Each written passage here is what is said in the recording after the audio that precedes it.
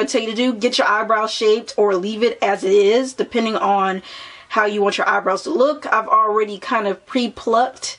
It's not perfect. I don't wax, I don't thread, but I pluck, I tweeze.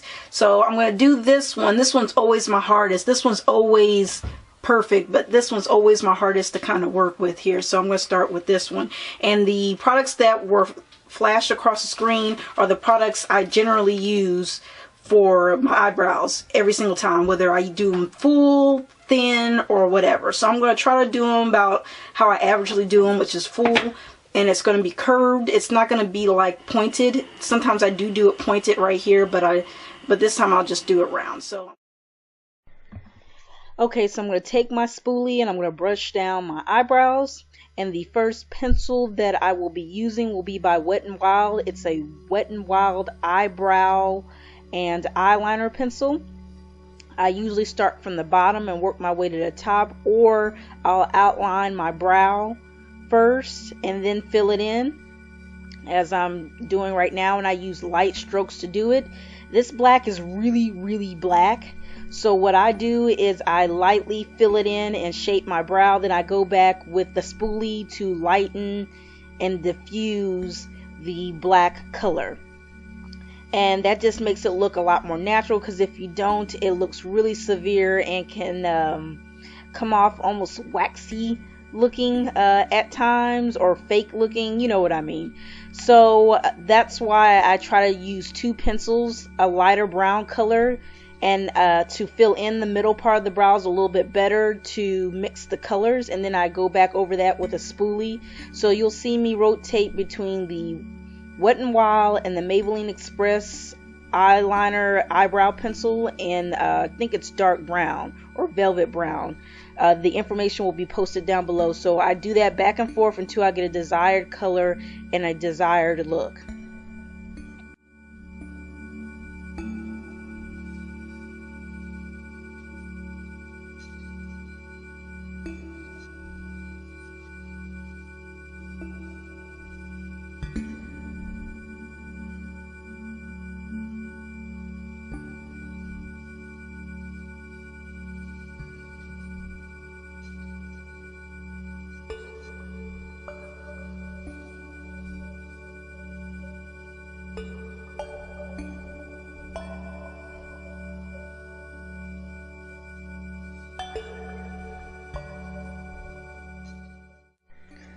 So after I'm finished with the shaping of the eyebrow, the next step would be to clean up around the eyebrow.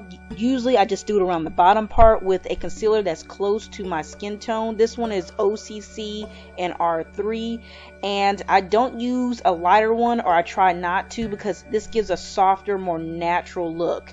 And I can always go back and highlight the brow with eyeshadow depending on my eye makeup look. I do not like the halo effect. That's personal preference, but this is just how I personally wear my eyebrows. This is how I do a more organic look to it. Now, I also want to give you a warning that it's okay if you mess up. You can start all over. Practice makes perfect. I've messed up several times, many times. So I have been doing my eyebrows for over a year, and it just takes practice, time, and patience, and knowing what works best for you. So just to put that out there.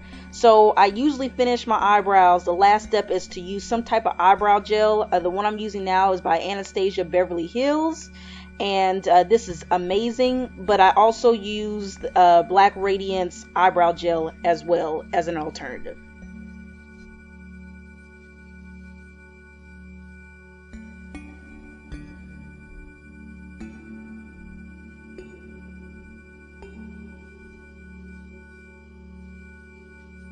How I do my brows. Again, I use my own skin tone concealer to go underneath the brow. Sometimes I do go over on top of it. It just depends on what kind of look of brow, but for more of a natural kind of sharpened look without a halo effect, because I don't want the halo effect. So I just put it underneath here and have it as crisp as possible. Sometimes I go around the edges, but in general, this is how I do my eyebrows. I do like to use Anastasia clear brow gel. This is the best I've ever tried. I've tried this one and it's okay, but this one is very superior to this one. So one day I do plan to get the full version of that one. This is what my brow looks like without it. This is what my brow looks like with it. So you can definitely see the difference in how it shapes my face. Especially when I apply eyeshadow. When I put the concealer here, I blended it downward, and that's also good for acting like a base. But you go out, and if you don't like this box look, you can go and pull it out and make it a little softer. You can definitely do that. That's your choice, and kind of have it fade and extend out the brow. Sorry, I don't have a mirror. So now you see it's a little bit softer there.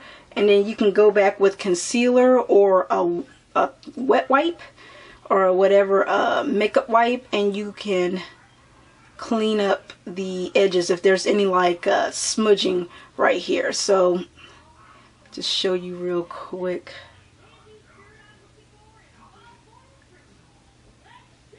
I'm gonna do a little concealer here because I see a little mark. There you go. Still have a little bit concealer. So I just extended a little bit,